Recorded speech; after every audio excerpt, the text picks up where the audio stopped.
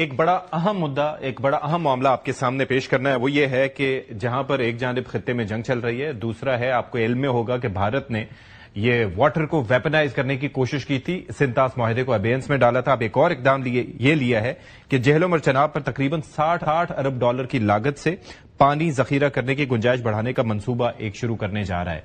तो अब जाहिर है कि ये दरिया हमारे हिस्से में आते थे, तो इस तरह से किस तरह से क्यों कर सकता है सारा खित्ता। इस वक्त आपको पता है कि जंग में इस वक्त जा चुका है, और पानी एक ऐसा मामला है जिसपे कहा जाता है कि आने वाले दिनों में जंगें पानी पे भी होंगी, तेल पे तो हो ही रही हैं, पानी पे भी होंगी। तो your thoughts on that decision जो कि इंडिया ने किया, पाकिस्तान क्या कर सकता है इस पे? ये बेसिकली तो इंडिया के जो जाहरी अजाइम हैं वो बड़े वाजे हैं, और अगर आप गौर करें from a legal point of view उसको देखें तो संदूर को जो उन्होंने अपना ऑपरेशन या जंग का ऐलान किया था उसको अभी तक खत्म नहीं किया officially. So in other words Pakistan और इंडिया फ्रॉम इंडियंस पर्सपेक्टिव हालत जंग में है। तो हमें इस चीज को रियलाइज करके सारी स्ट्रेटेजी बनानी चाहिए कि उनका हर कदम, हर इकदाम, चाहे वो ईस्टर्न फ्रंट है या वेस्टर्न फ्रंट है, वो बेसिकली हमारे खिलाफ हमले के फ्रेमवर्क में है। इसी तरह जो पानी का महाज है, जो इंडस वाटर ट्रीटी को उन्होंने होल्ड इन अबेंस किया, जिस तरह आपने अपने इंट्रो में कहा, और उसके लिए अब उन्होंने अमली इकदाम शुरू कर दिए हैं। और वो अमली इकदाम की नेचर ये है कि वो एक स्टेयर केस ऑफ डैम्स और पॉन्डेजेस बना रहे हैं जिसकी कोई जरूरत वहां नहीं है। जो मैं समझता हूं कि जो वैली या वहां के इलाका है, ना उनको एग्रीकल्चर के लिए इतने पानी को रिटेन करने की जरूरत है, ना ही उनकी बिजली की रिक्वायरमेंट्स, पॉपुलेशन इतनी है कि वहां इतने डिस्प्रोपोर्शनेट डैम बनाए जाए। मसला ये है कि 15 दिन की जो कैपेसिटी थी उसको बढ़ा के अब ये 2 माह तक करना चाह रहे हैं। तो अब इसके अंदर अब पाकिस्तान के पास क्या ऑप्शन है? क्योंकि ये आलमी मुआहदा है, इन्होंने तो अबेंस में डाला है, लेकिन जाहिर है कि हम तो इसको तस्लीम नहीं करते। पाकिस्तान कौन सा दर खटखटा सकता है अब इस हवाले से? जी देखिए, इसमें पाकिस्तान के पास एक काफी लंबी चॉइसेस हैं कि उनके पास क्या क्या ऑप्शंस हैं। एक तो जाहिर है कि इंडस वाटर ट्रीटी के फ्रेमवर्क में जो भी कानूनी फ्रेमवर्क है जिसमें कोर्ट ऑफ आर्बिट्रेशन है, वहां पर भी जाने में कोई हर्ज नहीं, लेकिन साथ साथ जो है इस चीज को उठाने की भी जरूरत है मुख्तलिफ फोरम्स पर। जो पॉन्डेजेस या हाइड्रो वर्क्स हैं, अगर ये बनना शुरू हो जाएंगे तो फिर उनकी कैपेसिटी के पॉन्डेज को, पानी को 55 दिन के लिए, 50 दिन के, वो इंक्रीज हो जाएगी, और यही थ्रेट है। सो वो इंक्रीज होने नहीं देनी, चाहे आप नॉन कोअर्सिव मेजर्स यूज करें या अगर खुदा ना खास्ता जरूरत पड़ती है तो कोअर्सिव मैकेनिज्म भी इस्तेमाल करने की तरफ हुकूमत को गौर करना होगा। और वो इस चीज को सामने रखते हुए कि हालत जंग कंटिन्यू कर रही है, the relationship of war is continuing between India and Pakistan.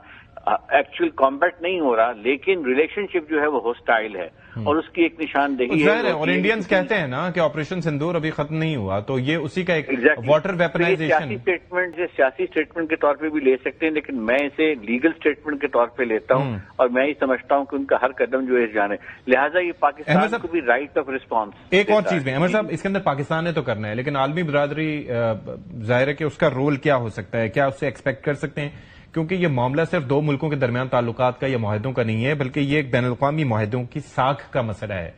यानी कि उसके वो बात आपकी दुरुस्त है। एक्चुअली तो उस पर काफी इस पे बहस भी होती आ रही है कि जो मुआहदा ममालिक आपस में करते हैं, ममालिक एक रिस्पॉन्सिबल एंटिटीज होते हैं, और हर सिविलाइजेशन, हर रिलीजन जो है मुआहदे की पासदारी को मुकद्दम रखता है। यूएन चार्टर तो बहुत बाद में आया, या इंटरनेशनल एग्रीमेंट्स जो एक्सिक्यूट हुए वो तो हुए, उसके जो प्री रेक्विजिट है वो है नेक नियति के साथ एग्रीमेंट को एक्सिक्यूट करना, उनको इम्प्लीमेंट करना। जाहिर है 19-20 होती है, मुख्तलिफ आरा हो सकती हैं, मुख्तलिफ इंटरप्रिटेशन हो सकती है, लेकिन उसको यकसर मुस्तरद कर देना ये एक बदनीयती की बड़ी खौफनाक मिसाल है। तो ये जो कर देना है इस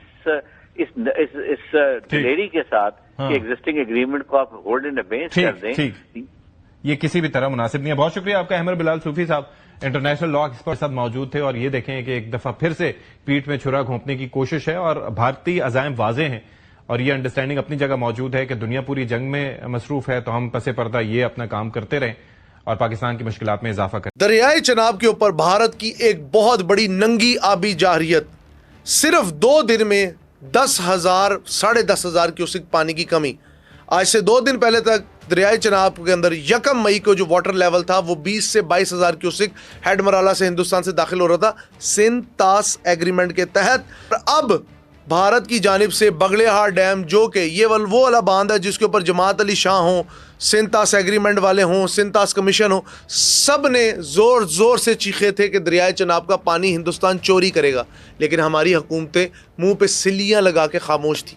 हिंदुस्तान ने दरियाए चनाब के अंदर पानी का सारा मामला अपने हाथ में लेते हुए बगलेहार डैम के जो बंद है उसे बंद कर दिया। इस वक्त पहाड़ों पे बर्फ़ पिघल गई है, लेकिन पाकिस्तान में एक बूंद दाखिल होने को नहीं तैयार। 1 मई को मराला हेडवर्क से हिंदुस्तान से 20 से 22 हज़ार क्यूसेक पानी पाकिस्तान में दाखिल हुआ, और उसके बाद यकदम 11,000 क्यूसेक की कमी। इस वक्त 9,100 क्यूसेक पानी हेड मराला से ओवरफ्लो होकर पाकिस्तान के अंदर आ रहा है, और हिंदुस्तान पाकिस्तान के अंदर बगलेहार डैम जो कि मकबूजा कश्मीर के अंदर दरियाए चनाब पे बनाया गया बांध है, उधर पानी को सारे उसने रोक लिया, डाइवर्ट कर लिया। और पाकिस्तान के अंदर खरीफ की जो फसलें आनी हैं, जो आप समझ लें पाकिस्तान के अंदर सियालकोट है, दीगर कई इलाके हैं, उन अजला के अंदर पानी की शदीद कमी होगी। आपकी जो खड़ी हुई फसलें हैं इस वक्त उन्हें पानी की शदीद ज़रूरत है। बारिशें बहुत कम हो रही हैं। मई का महीना, जून का महीना आपको यकीनन पता होगा सूखे का महीना, इसमें गर्मी तेज़ पड़ती है। ज़मीन में इतनी हिद्दत पैदा हो जाती है कि अगर ज़मीन मजबूत ना हो तो ज़मीन में दरारें आ जाती, क्रैक्स आ जाते हैं। हिंदुस्तान ये प्लान बना चुका है कि पाकिस्तान को बूंद बूंद के लिए तरसाना है। 3 दरिया रावी, सतलुज और ब्यास हिंदुस्तान के हिस्से में आए। 3 दरिया चनाब, झेलम और सिंध पाकिस्तान के हिस्से में आए। लेकिन अब पाकिस्तान के जो हिस्से के मगरबी दरियाएं हैं उनसे भी हिंदुस्तान पाकिस्तान का हक छीनना चाहता है। इस वक्त दरियाए सिंध में डेवास्टेटिंग सिचुएशन है। आप घुटनों जितने पानी में वॉक करके दरियाए सिंध को पार कर सकते हैं। दूसरी जानिब सिंध के अंदर पानी की कमी पहले भी होती थी। इरसा जो कि वाटर कंट्रोल का एक डिपार्टमेंट है जो कि सूबों में पानी की बंदरबांट करता है, वो हर साल पंजाब के पानी पे कभी कट लगाता है, कभी किसी के पानी पे कट लगाता है, कभी सिंध गए, कभी बलोचिस्तान गए, कभी कभी। हमारे मुल्क में इस वक्त पानी की सूरत हाल दिगर गूं है। मुझे अच्छी तरह याद है ज़हूर डाहर जो कि सिंध तास कमीशन के एक वक्त में हेड थे, वो पीटा करते थे जब हम छोटे छोटे थे। नवाई वक्त में आता था 2025 में पाकिस्तान बंजर होने की तरफ जाएगा, 2030 में वाटर स्कार्सिटी इस लेवल पे आ जाएगी कि आप लोग पानी को देखने को तरसेंगे। वो वक्त आ गया।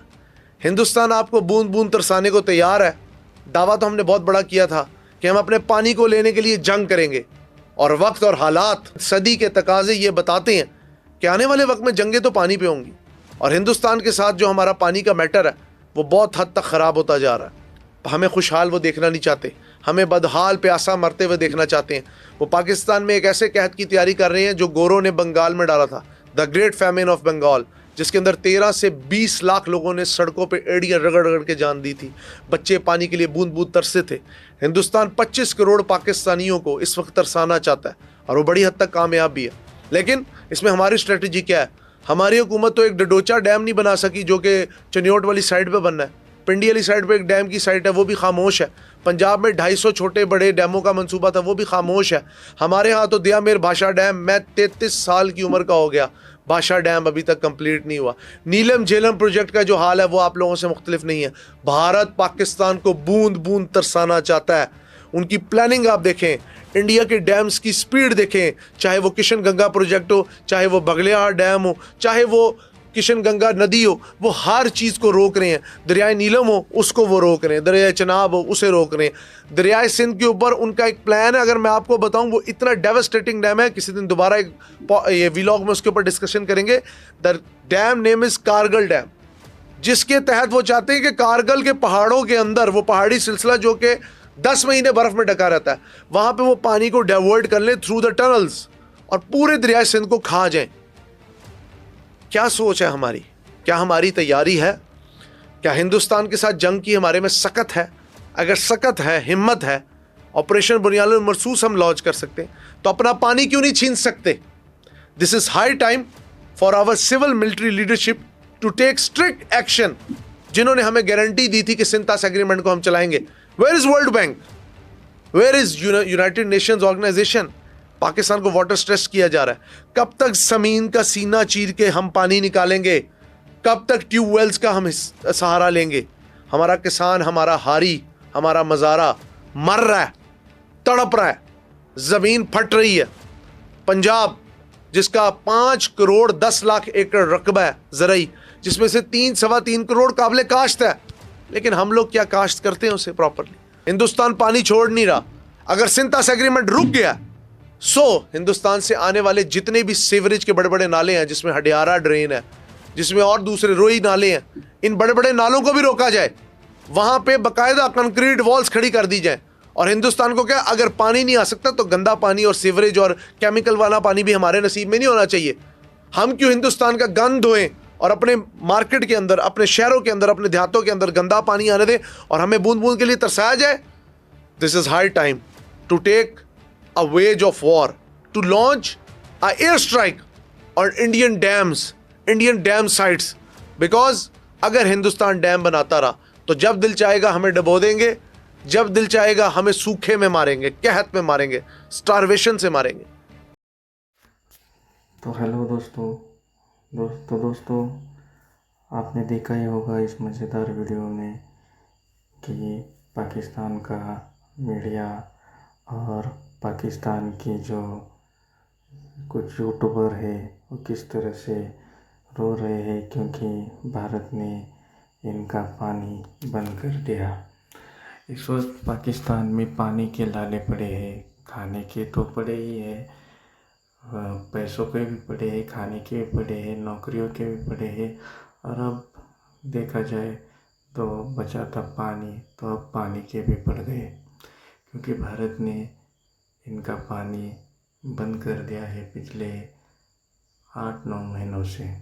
तो दोस्तों अब ये भाग दौड़ कर रहे हैं, यूएन में जाकर अमेरिका से हम भारत की शिकायत कर रहे हैं कि भारत ने हमारा पानी बंद कर दिया।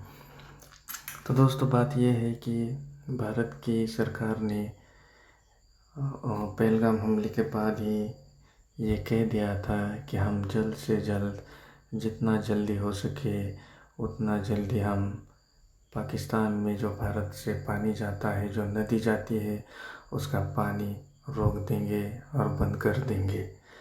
तो उसी हिसाब से भारत की सरकार ने उस नदी पर डैम बनाने का काम चालू है और पाकिस्तान का पानी इस वक्त रोक दिया गया है। तो दोस्तों इसी वजह से पाकिस्तान का जो मीडिया है वो उछल के मोदी जी का नाम लेके रो रहा है। दोस्तों हम मोदी जी को और उनकी हुकूमत को अच्छी तरह जानते हैं कि जो मोदी सरकार की हुकूमत एक बार फैसला कर देती है तो वापस नहीं ले पाती है और कभी नहीं लेते हैं। और उसी हिसाब से पाकिस्तान पर का जो पानी रोकने का फैसला लिया है उसी हिसाब से वो बंद तो कर दिया है। दोस्तों ये पाकिस्तान के जो लोग हैं, जो मिनिस्टर्स हैं, उनकी जो सरकार है, अब देखना ये है कि ये कहाँ तक हाथ पैर अपने मारते हैं और कहाँ तक जाते हैं भारत की शिकायत लेके। और देखना ये भी है कि क्या ये शिकायत लेके जाने के बाद भारत ये जो इंडस वाटर ट्रीटी है उसके तहत फिर से वो इंडस वाटर ट्रीटी को फिर से बहाल करता है या नहीं, ये देखना है। मुझे तो लगता है कि नहीं करेगा क्योंकि ये पाकिस्तान के जो मीडिया है उन्हें तभी होश आता है पानी का जब उनके मुल्क में पानी के लाले पड़ते हैं। इस वक्त तो मोदी जी का नाम लेके उछल के रो रहे हैं। अब देखना है कि आगे क्या क्या होता है। तो दोस्तों उम्मीद करते हैं आपको ये वीडियो पसंद आई होगी। इसी तरह की एक और वीडियो देखने के लिए और मज़ेदार वीडियो देखने के लिए हमारे चैनल को कमेंट, लाइक और सब्सक्राइब कीजिए। मिलते हैं इसी तरह की एक और नई वीडियो में, तब तक के लिए बाय बाय।